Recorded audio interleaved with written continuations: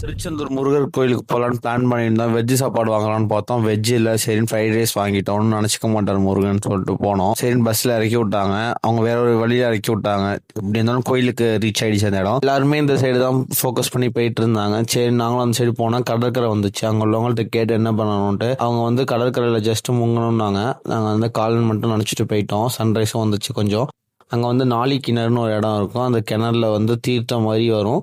அதில் நம்ம ஃபுல்லாக குளிச்சுட்டு போயினா தான் நல்லதுன்னு சொன்னாங்க. ஒரு வழியாக இங்கேயும் குளிச்சாச்சு. அதுக்கப்புறம் எனக்கு முருகன் கோயில் வந்து அந்த மாதிரி பட்டை போகணும்னு ஆசை. சரின்னு பட்டையும் போட்டாச்சு. கையில் லக்கேஜ் இருந்துச்சு. சரின்னு சொல்லிட்டு எல்லாம் லாக்கர் ரூமில் வைக்கலான்னு போனோம். கோயிலுக்குள்ளே போகிற வழியில் வந்து நிறைய இடத்துல மயிலை பார்த்தோம். முருகனோட வாகனம் சொல்லி வச்ச மாதிரி எல்லாமே இந்த இடத்துல இருக்குது. மேஜிக் மாதிரி தான் இருந்துச்சு. சரின்னு சொல்லிட்டு கியூக்கு போனோம். நாங்கள் போன நேரத்தில் கியூ இல்லை. பிரதோஷம் நாள் எதுவும் மேபி வந்துச்சுன்னா அங்கே வந்து கூட்டம் அதிகமாக இருக்கிறதுனால மூச்சு திணறல் ஏற்படும். அதனால அங்கே வந்து தண்ணி ஸ்ப்ரே மாதிரி வச்சிருந்தாங்க. ஒரு நல்ல ஐடியாவாக இருந்துச்சு. சாமி வச்சு அர்ச்சனை பண்ணுவாங்கன்னு பார்த்தா சாமிகிட்ட அர்ச்சனையே பண்ணல. இவங்களே இப்போ அர்ச்சனை பண்ணி கொடுத்துட்டாங்க வாசல். அது மட்டும் கொஞ்சம் டிசப்பாயின்மெண்ட் ஆயிடுச்சு. மற்றபடி ஒன்றும் இல்லை. முருகரை பார்த்து திருப்தியோட கிளம்பியாச்சு. டெய்லி அப்லோட் பண்ற வீடியோஸ் உங்க ஃபீட்ல வரணும்னா மறக்காம நம்ம அக்கௌண்ட்டை ஃபாலோ பண்ணிட்டு போங்க. பார்ப்போம்.